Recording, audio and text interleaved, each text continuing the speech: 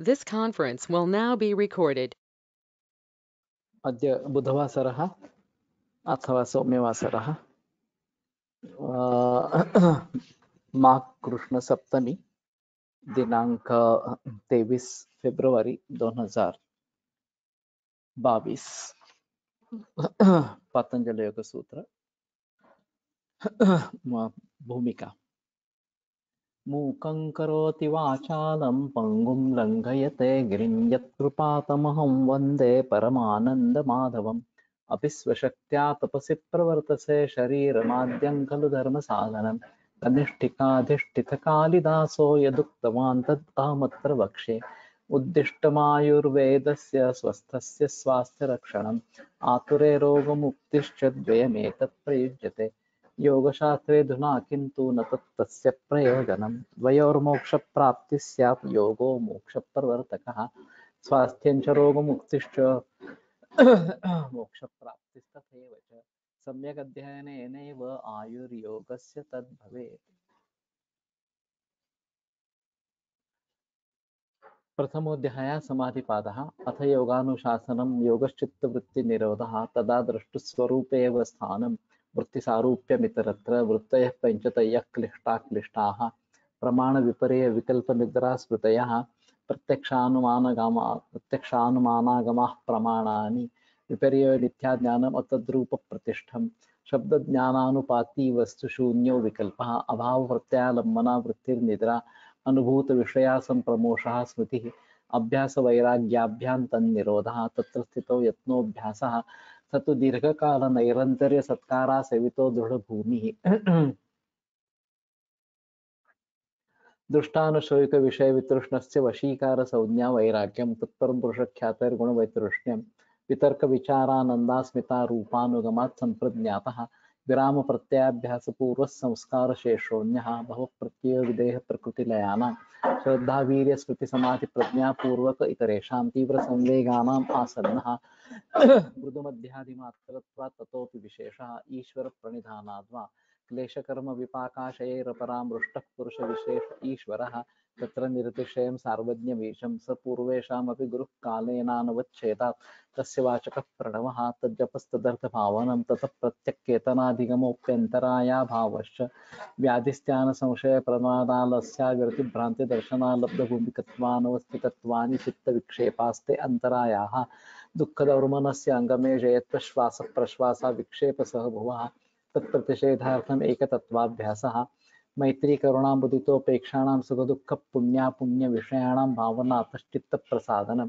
प्रच्छर्दनविधारणाभ्यां वा प्राणस्य विषयवती वा प्रवृत्तिरुत्पन्ना मनसस्थितिनिबन्धिनी विशोका वा ज्योतिष्मति वीतरागविषयं वा चित्तं स्वप्ननिद्राज्ञानालम्बनं वा तथाभिमतध्यानात् वा परमाणुपरममहत्त्वान्तोऽस्य वशीकारः क्षीणवृत्तेरभिजातस्यैव मणेर्ग्रहीतृग्रहणग्राह्येषु तत्र तदञ्जनता समापत्तिः तत्र शब्दार्थज्ञानविकल्पैः सङ्कीर्णा सवितर्का समापत्तिः श्रुतिपरिशुद्धौ स्वरूपशून्येवार्थमात्रनिर्भासा निर्वितर्का एतयैव सविचारा निर्विचारा च सूक्ष्मविषया व्याख्याता सूक्ष्मविषयत्वं चालिङ्गपर्यवसानं ता एव सबीजः समाधिः निर्विचार वैशारद्यध्यात्मप्रसादः वृतंभरा तत्र प्रज्ञा श्रुतानुमान प्रज्ञाभ्याम अन्य विषयाशेषार्थत्वात् तज्ज संस्कारोन्य संस्कार प्रतिबंधी तस्यापि निरोधे सर्व निरोधात् निर्बीज समाधिः इति पतंजलि विरचिते योग सूत्रे प्रथमः समाधिपादः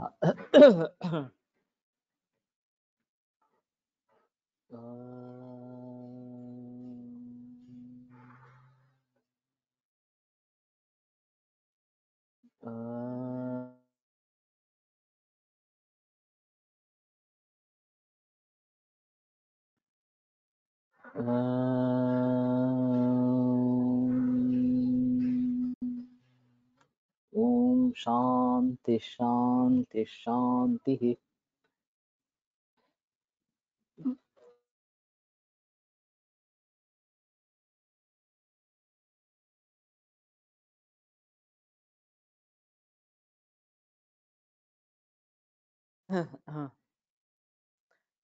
पुन्हा एकदा मागेपासून थोडंसं येऊ पान क्रमांक 49 क्वचित क्वचित पुराणेषु विरोध यदि लभ्यते कल्पभेदादिभिस्तत्र व्यवस्था सद्भिरिष्यते पुराणांमध्ये क्वचित जेव्हा विरोध दृष्टीस पडतो तेव्हा भिन्न भिन्न कल्पातील ते वर्णन आहे अशी व्यवस्था सज्जनांच्याकडून लावली जाते.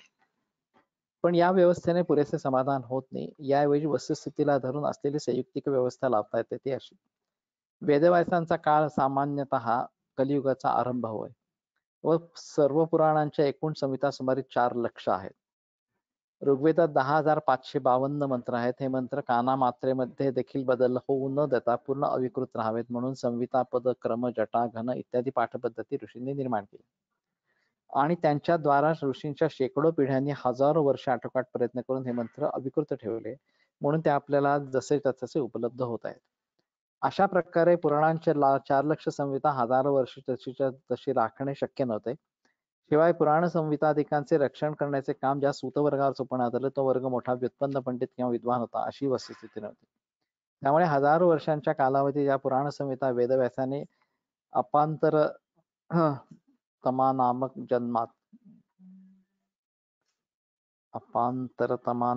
जन्मात जशा लिहिल्या तशा स्वरूपात राहणे शक्य नव्हते.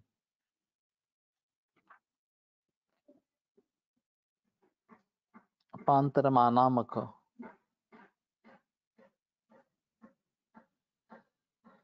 अपांतरतमा नामक हे कळत नाही याचा अर्थ.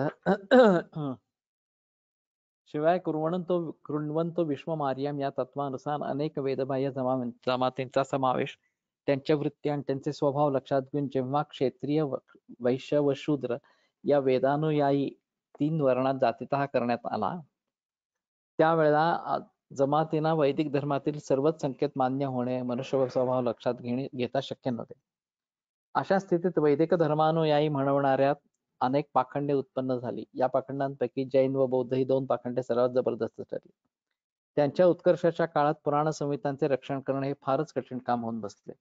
पुढे या 2 पाखंडांच्याशी 2 हात करून वैदिक धर्माच्या पुनरुज्जीवनाचे कार्य जसे जसे जोरात येऊ लागले तसतशा त्या विद्यांच्या पुनरुज्जीवनाबरोबर सर्व पुराणांच्या आवृत्त्या या बौद्ध जैन धर्माच्या अपकर्षाच्या काळातील वैदिकाने पुनःसंस्कार करून पुन्हा तयार केले. या आवृत्त्या त्या सांप्रदायिकात जो कोणी त्यात विद्वान व समाजाला मान्य असे पुराणिक होते त्यांनी तयार केलेल्या असल्याने त्या साहजिकच समाजात मान्य झाला.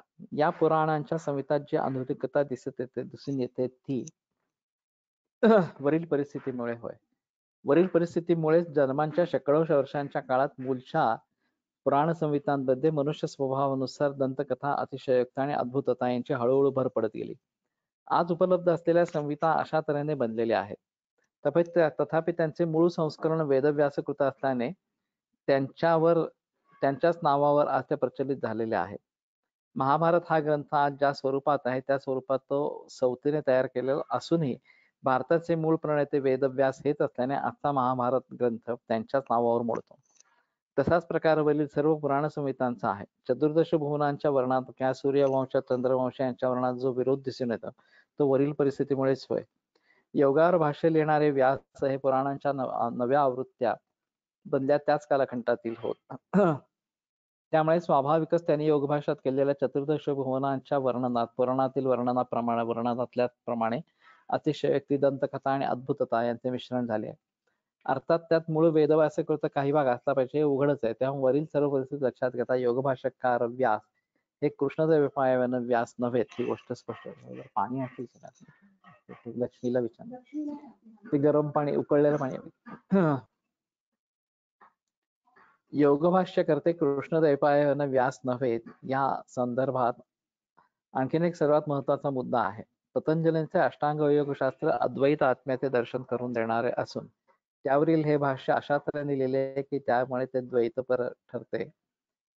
म्हणजे योगभाष्यकारांनी स्वमत स्थापनार्थ पतंजलींचे योगशास्त्र ध्येयाच्या दृष्टीने आमूलाग्र विकृत करून टाकले. आमचे हे विधान काहींना धार्ष्ट्याचे तर काहींना औद्धत्याचेही वाटेल, पण सत्यान्वेषणाच्या दृष्टीने विचार करण्याने ते अगदी यथार्थ आहे असे वाटल्याखेरीज राहणार नाही.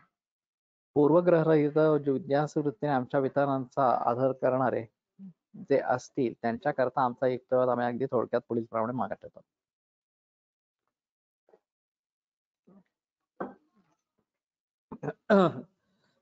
श्री शंकराचार्यांनी हरिमीडे स्तोत्रात अष्टांग योगाविषयी योगाष्टांगैरुज्वलित ज्ञानमयाग्न असे म्हटले आहे. यावरून यमनियमापासून निर्विकल्प समाध्यंत योगांगांच्या अनुष्ठानाने ज्ञानमय प्रदीप्त होते. आचार्यांचे निश्चित मत दिसून येते. आचार्य हे अद्वैत संप्रदाय आचार्य असल्यामुळे त्यांचे मत म्हणजे अद्वैत संप्रदायाचे मत हे स्पष्टच आहे. यावरून कठ, श्वेताश्वतर इत्यादी उपनिषदातून जो अद्वैतात्म्याचा साक्षात्कार करून देणारा योग प्रतिपादलेला आहे तोच पतंजलींनी सूत्ररूपाने ग्रंथ निविष्ट केला असा अद्वैत संप्रदायातील आचार्यांचा अभिप्राय आहे. शंकराचार्यांचे शिष्यवर्य श्री सुरेश्वराचार्य यांनी हाच विषय मानसोल्लातात अधिक स्पष्ट सांगितला आहे. ते म्हणतात, श्रुत्याचार्य प्रसादेन उदाभ्यास वशेनच ईश्वरानुग्रहेणापि स्वात्मबोधो यथा भवेत्. भुक्तं यथान्नं कुक्षिस्थं स्वात्मत्वेनैव पश्यति पूर्णाहंता कवलितं योगी विश्वं योगीश्वरस्तथा. पूर्णाहंता कवलित म्हणजे ब्रह्मरूप दिसण्यासाठी विषय श्रुती आणि आचार्य यांचा प्रसाद आणि योगाभ्यास ही त्रयी किंवा केवळ ईश्वरानुग्रह ही साधने सुरेश्वराचार्यांनी सांगितलेली आहे. त्यावरून सर्वं खलु इदं ब्रह्म हा अनुभव श्रुत्याचार्य प्रसाद आणि योगानुष्ठान यांच्या योगाने येत असतो असा त्यांचा अभिप्राय असल्याचे स्पष्ट होत आहे. अर्थात अद्वैत परंपरेतील आचार्यांचा हा अभिप्राय होय ही गोष्ट सुरेश्वरांच्या या अभिप्रायावरून अधिकच निश्चित होत आहे. सर्व काही ब्रह्ममय आहे असे श्रुतीने जरी सांगितलेले असले आणि ते ब्रह्म तूच आहेस असं आचार्यांनी म्हणे गुरुंनी जरी उपदेशले असले तरी नुसत्या तेवढ्या वाक्याने साधकाला आत्मसाक्षात्कार होऊ शकत नाही. याचे कारण असे की साधकाच्या बुद्धीत अनादि अविद्या आणि तन्मूलक अस्मिता, राग, द्वेष आणि अभिनिवेश हे प्रतिबंधरूप क्लेश विद्यमान असतात. त्यामुळे त्याचे चित्त अत्यंत अशुद्ध स्थितीत असते. अविद्यादी क्लेशाने मलिन असलेले चित्त अष्टांग योगाच्या अनुष्ठानाने शुद्ध झाले असता त्याला आत्म्याशी शुद्धिसात्म्य प्राप्त होते. मग सत्वपुरुष शुद्धिसाम्य कैवल्यम या योग सूत्रानुसार साधकाच्या चित्तात आत्मानुभव घडतो.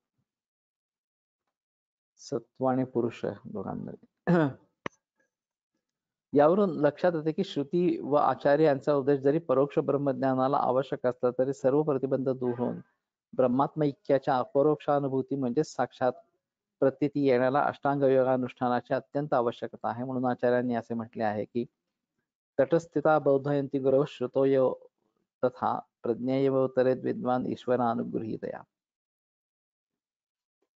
तर तटावरती असलेले गुरु हे ज्याप्रमाणे श्रुतीचं ज्ञान करून देतात त्याचप्रमाणे विद्वान जो आहे तो ईश्वरानुगृहीत या प्रज्ञा एव तरेत ईश्वराच्या अनुग्रहामुळे प्राप्त झालेली अशी जी प्रज्ञा त्याच्याच योगाने तरून जातो. यामुळेच कठोपनिषदातील शेवटच्या श्रुतीत ब्रह्मप्राप्त्यर्थ अध्यात्म विद्येच्या बरोबरच कृष्णयोग विधीची आवश्यकता प्रतिपादिली आहे. पंचदशीकारही इत्थम तत्व विवेकम विधाय आणि विधिवन मनस समाधाय असा मग साधक नर विगलित संस्कृती बंध परपदम प्राप्नोते असे सांगतात.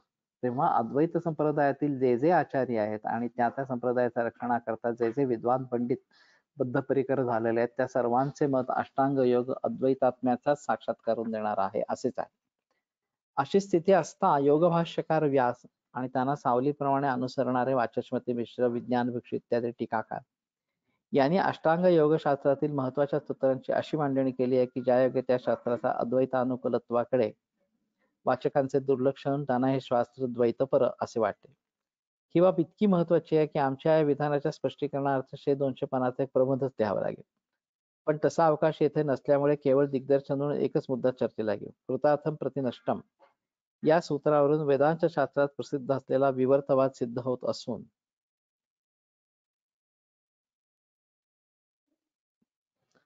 त्यावरून अष्टांग योगशास्त्र अद्वैतपर असल्याचा बोध माधवाचार्यांसारख्या सुविख्यात विज्ञानानं झाला. पण तसा अर्थ स्वीकारल्यास अष्टांगयोगाचे अद्वैत परत्व सिद्ध होत असल्याने त्या ठिकाणी नाश याचा अर्थ आदर्श नासा करून त्यातून योगशास्त्र द्वैतपर असल्याचा आशय योग भाष्यकारांनी आणि त्यांना अनुसरणाऱ्या टीकाकारांनी काढला आहे.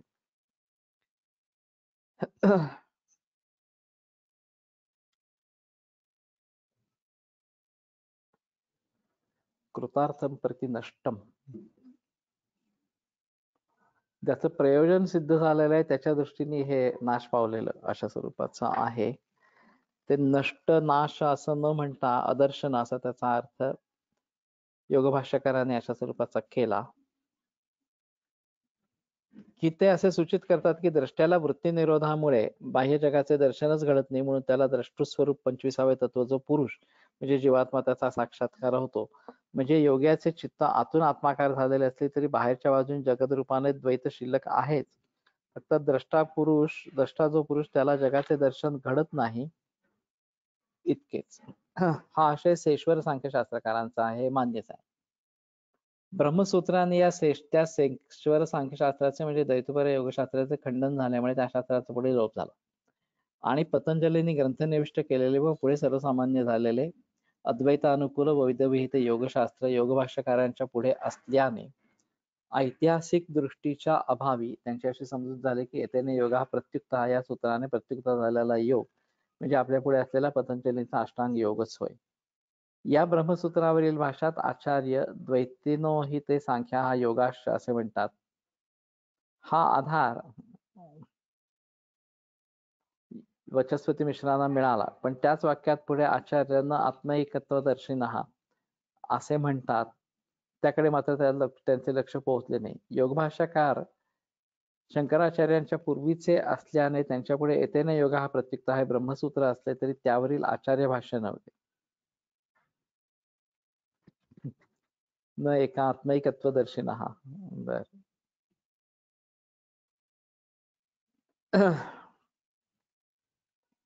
आणि मान्यतेस पोहोचलेला पतंजलींचा अष्टांग योग होता. तेव्हा ऐतिहासिक दृष्टीच्या अभावी व द्वैत संप्रदायाच्या अभिमानामुळेही तेच योगशास्त्र त्या ब्रह्मसूत्राचे लक्ष्य होय असे वाटून त्यांनी पातंजल योगाचे द्वैतपरत्व सिद्ध होईल अशा प्रकारे आपले भाष्य लिहावे, हे काहीसे स्वाभाविक होते.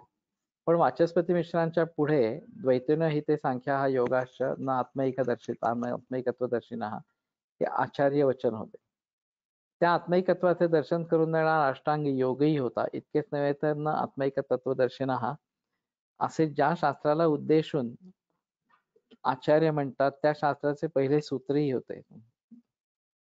वाचस्पती मिश्रांनी योगभाष्यावर तशीच ब्रह्मसूत्रावरील आचार्य भाष्यावरही व्याख्या लिहिली आहे.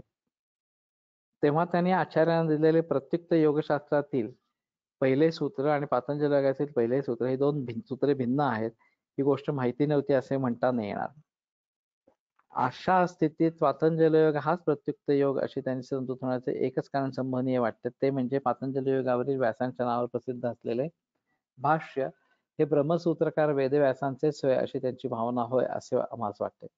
योगभाष्यावरील आपल्या टीकेच्या आरंभी ते लिहितात, तत्वा पतंजलिं ऋषीं वेदव्यासेन भाषिते संक्षिप्त स्पष्ट व उभरता भाष्ये व्याख्या विधास्यते.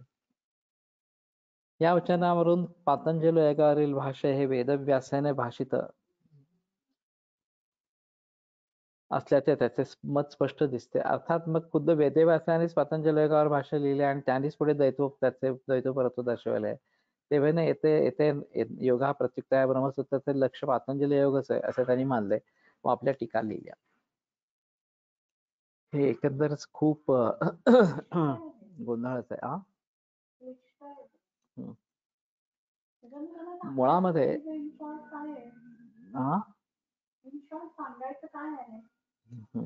तुम्ही आता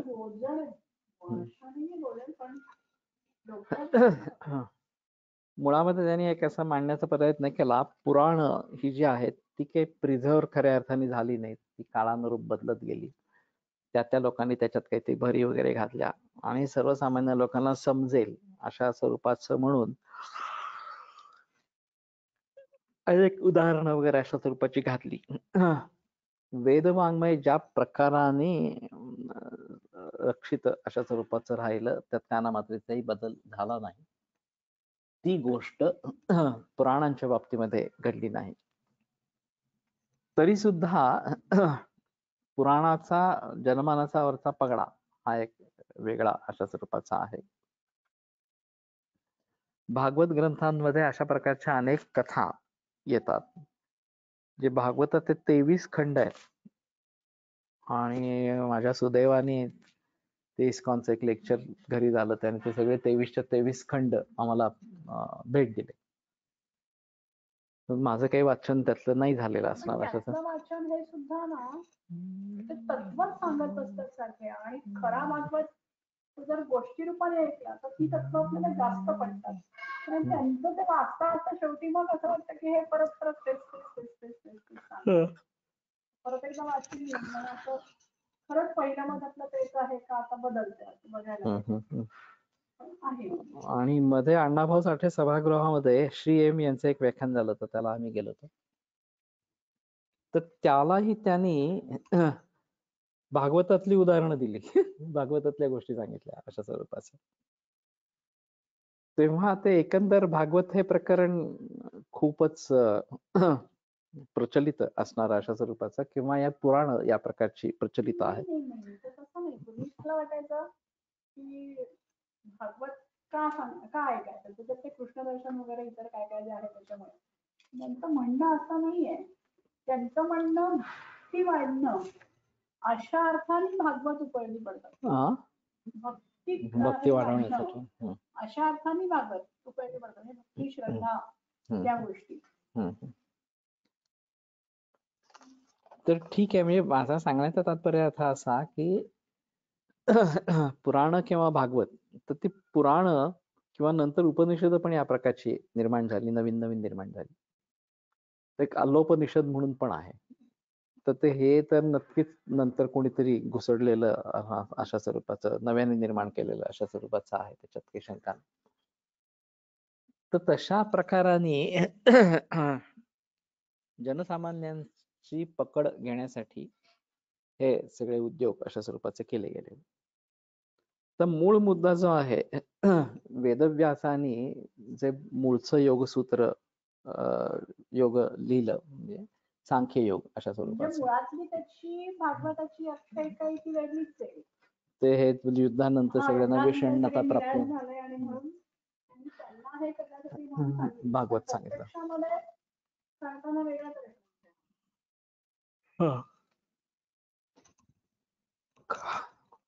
पण सांख्ययोग हे जे द्वैतपर असणारं, विशेषतः सेश्वर सांख्य असणार अशा स्वरूपाचं म्हणून जे प्रकरण आहे, त्याच्यात ईश्वर हा आपल्यापेक्षा वेगळाच राहतो आणि ईश्वराची भक्ती अशा अर्थाने द्वैत असं तत्वज्ञान मांडलं जातं. पातंजल योग सूत्रामध्ये ईश्वर प्रणिधानाद्वा असं जेव्हा सूत्र अशा स्वरूपाचं येतं आणि त्याचा वापर एक ठराविक काळ करून घ्यायचा आहे. संप्रज्ञात समाधीच्या काही 4 ज्या अवस्था आहेत, त्याच्यात पहिल्यांदा असं काहीतरी आलंबन डोळ्यासमोर ठेवायचं आणि त्याच्यावरती लक्ष केंद्रित करायचं अशा स्वरूपाचं. पण पुढे नुसतं स्मरण मात्राने ते होईल, त्याच्या पुढे नुसतं आनंदाची अनुभूती येईल. शेवटी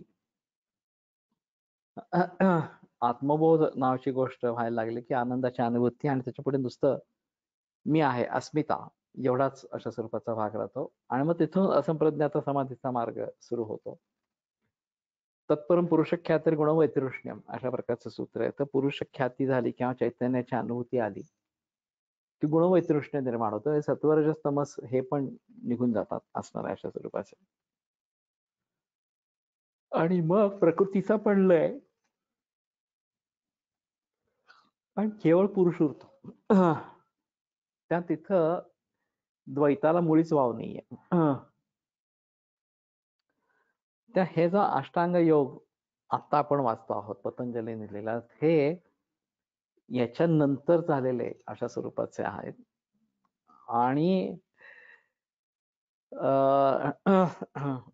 ते द्वैतपर आहे आणि हे अद्वैतपर आहे असा एकंदर त्या सगळ्याचा गोषवारा त्यांना जे काही सांगायचंय कोल्हटकरांना तो आहे.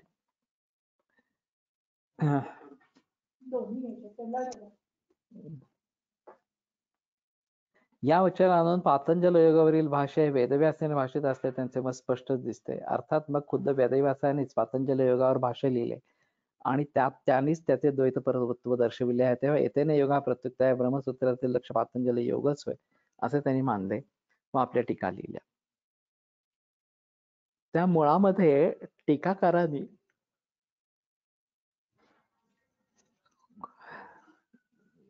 हा पातंजल योग म्हणजेच द्वैतपर असलेला अशा स्वरूपाचं तत्वज्ञान, आणि ते आणि हे वेदव्यास एकच आहेत अशा प्रकारची कल्पना मांडली. आणि त्यांनी जसा योगाचा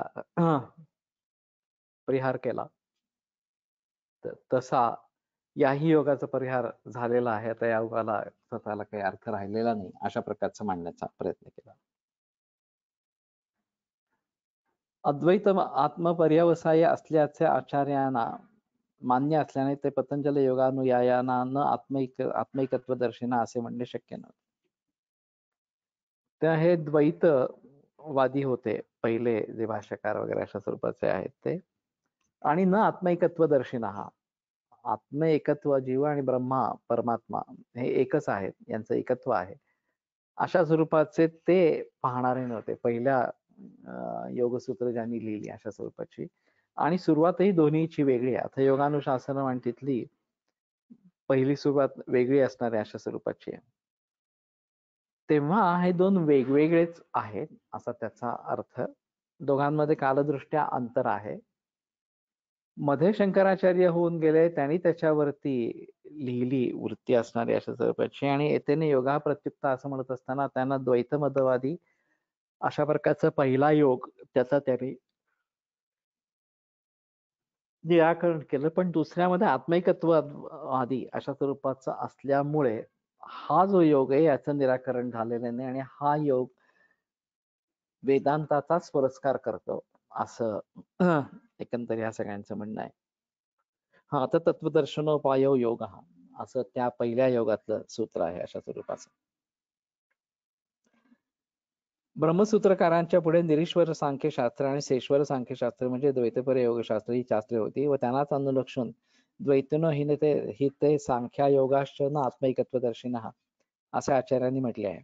ज्या ब्रह्मसूत्राने द्वैतपर योगाचे खंडन केले त्याच योगातील पहिले सूत्रच आता तत्वदर्शनोपाय योग असे आचार्यांनी आपल्या याच भाष्यात दिले आहे.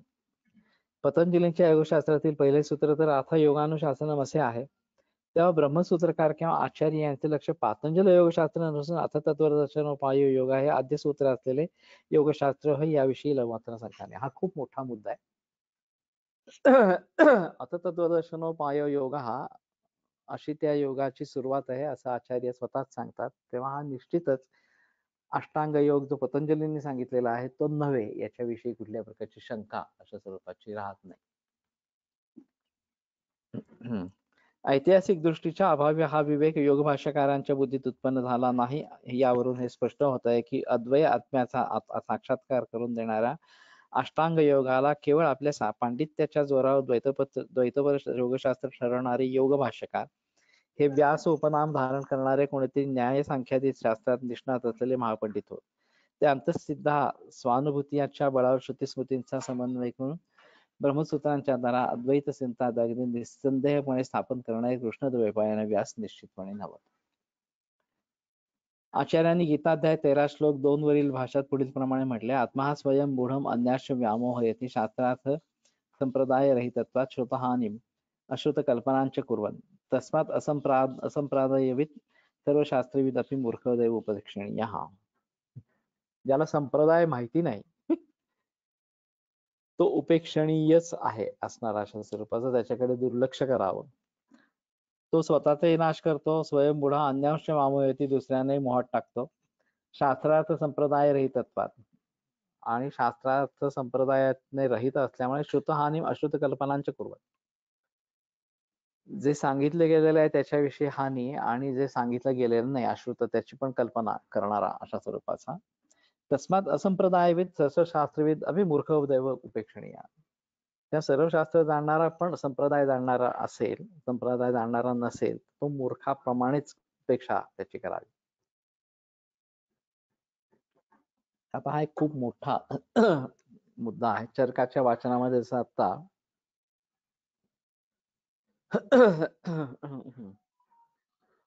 नेमका कुठल्या सूत्राचा काय अर्थ करायचा हे तो वाचक जो आहे त्याचा ज्ञान आणि त्याच्या अनुभवावरती त्याचा अर्थ करणं असं ठरत असतं. आणि मग शिकवणारा कसा आहे त्याच्यावरती त्याच्या शिष्यांच्या बुद्धी या प्रकारच्या निर्माण होत राहतात. आणि त्यातून गोंधळ निर्माण होऊ शकतो, त्यातून कुठेतरी भलत्याच मार्गाला लोक जाऊ शकतात. आणि म्हणून सुयोग्य गुरुकडूनच ज्ञान ग्रहण करावं असं खरं तर अपेक्षित असणार अशा स्वरूपाचं आहे.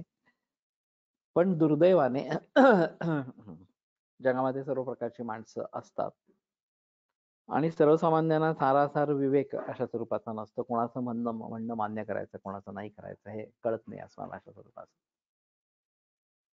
आणि मग त्यातून मतमतांतर आणि कुठेतरी आसपास भटकण्याची अशा स्वरूपाची प्रक्रिया सुरू होते. तर ह्या गोष्टी टाळायला हव्यात अशा स्वरूपाचं. माझं आता पानसेच्या स्मृतीनिमित्त व्याख्यान झालं, त्याचं दुसरं व्याख्यान राहिलंय. तर ते मी रसशास्त्राची उपयुक्तता या विषयावरती देणार असं म्हणतोय. आणि आता रसरत्न समुच्चय किंवा आधी काही ग्रंथ रसशास्त्रावरती वाचले गेलेले आहेत. तेव्हा रसशास्त्र हा आयुर्वेदाचा अविभाज्य घटक आहे हे लोकांपर्यंत पोहोचवणं हा त्यातला एक मूळ उद्देश अशा स्वरूपाचा राहील. रसशास्त्र हे अनवरस अपत्य आहे, तो आयुर्वेदाचा भागच नाही. मानसशास्त्र हा आयुर्वेदाचा भागच नाही. अशा प्रकारची विधानं केली जातात, ते ठासून मांडली जातात आणि त्याला फक्त तात्पुरती काहीतरी उदाहरणं किंवा अवतरणं ग्रंथातली दिली जातात. बाकीच्या अवतरणांकडे दुर्लक्ष केलं जातं. तर हे अर्धवट होत आहे आता अशा स्वरूपाचं. तर तसंच सर्व काळी घडत असतं आणि त्याच्यामुळे कुठेतरी बुद्धी भरकटणारी अशा स्वरूपाची राहते. तर त्याच्यापासून खरं तर सावध अशा स्वरूपाचं राहायला पाहिजे. पतंजलींचे अष्टांग योगशास्त्र अद्वैत आत्म्याचा साक्षात्कार करून देणारे असूनही त्याला द्वैतशास्त्र ठरवून स्वतः आणि अश्रुत कल्पना करणाऱ्या शास्त्रार्थ संप्रदाय रहित अशा योग भाष्यकारांना उद्देशून तर आचार्याने हे भाष्य लिहिले नसेल ना, ही शंका आमच्या मनात वारंवार डोकावते.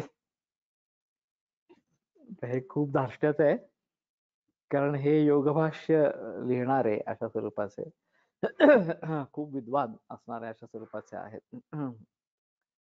इतिहासज्ञ सांप्रदायिक विद्वान आणि तिचा अधिक उलगडा करण्याजोगी ही महत्वाची बाब आहे असे आम्हास वाटते. त्या कोल्हटकरांनी स्पष्ट शब्दामध्ये त्यांचं मत जे आहे ते मांडलेलं आहे अशा स्वरूपाचं. आता आणखी एका सूत्राचा विचार करू. चौथ्या कैवल्य पदात एकूण सिद्धी किती प्रकारच्या असतात ते येण्याप्रमाणे सांगितले. जन्मौषधी मंत्र तपस समाधीचा हा सिद्ध हा. दुसऱ्या सूत्रात एकाच आयुष्यात नंदिकेश्वराप्रमाणे जात्यंतर घडून येत असते ते कसे याची उपपत्ती दिली आहे. तिसऱ्या सूत्रात निमित्त कारण प्रकृती स्वभावाला प्रयोजक होत नसून ते प्रकृतीच्या प्रवाहाच्या आड येणारा अडथळा जेवढा दूर करत असते असे सांगितले. त्यानंतर 4, 5, 6 या तीनही सूत्रात एकच विषय चर्चेला आहे, तो असा: योगी शाश्वत संप्रज्ञात समाधीच्या परिणित अवस्थेत पोहोचल्यानंतर पुढे तो असंप्रज्ञात समाधीच्या अवस्थेत जाण्याच्या प्रयत्नात लागतो. येथे त्यास मागे पहिल्या पदाच्या तिसऱ्या सूत्रात सांगितलेल्या अलब्ध भूमिकत्व आणि अनवस्थितत्व या दोन चित्तविक्षेपांचा अडथळा वारंवार होत असल्याचे आढळून येते.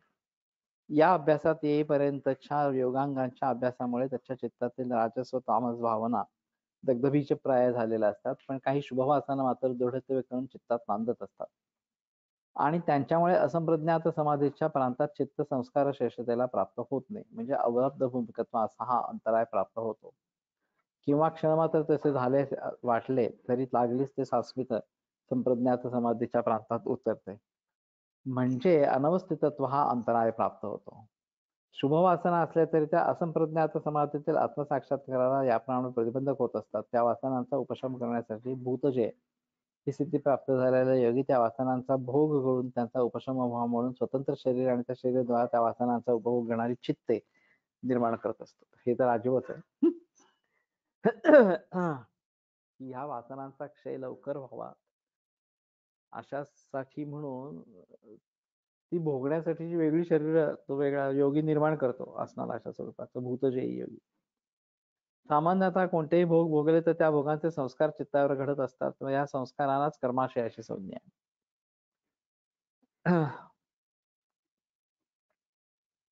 येथे असा प्रश्न उत्पन्न होतो की हा योगी या शरीरांच्या चित्तांच्या द्वारा जे भोग भोगतो त्यामुळे त्याच्या चित्तात कर्माशय उत्पन्न होतो की नाही.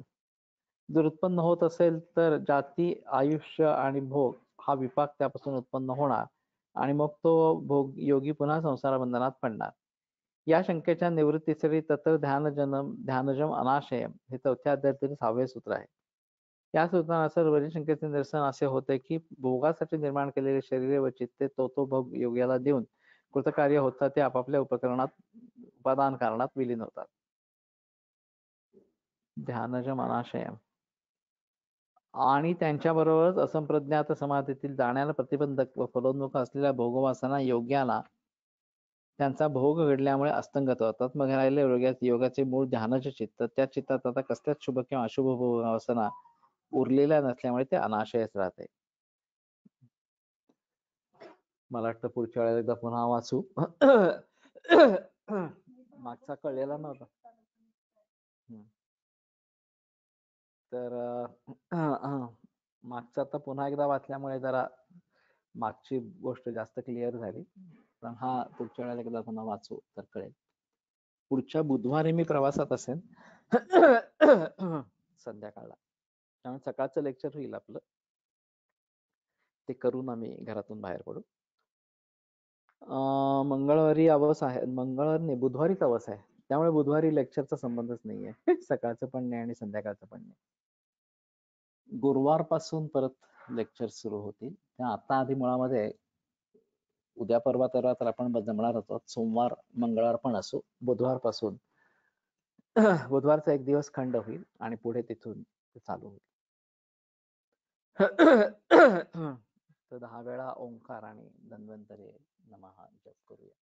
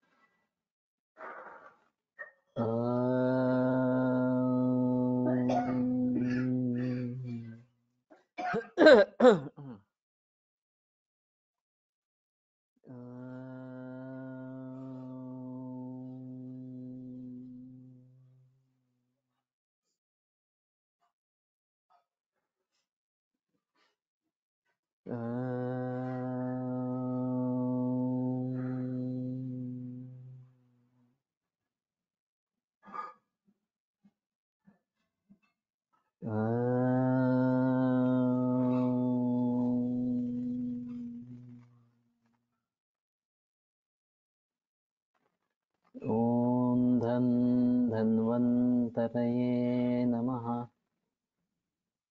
ओम धन्वन्तरये नमः.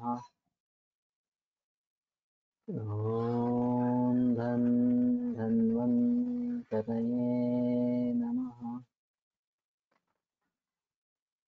ओम धन्वन्तरये नमः. ओम धन्वन्तरये नमः. ओम धन्वन्तरये नमः. ओम धन्वन्तरये नमः.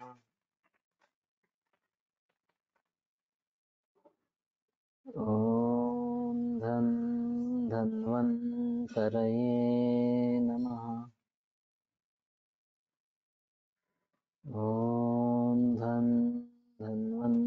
नमः।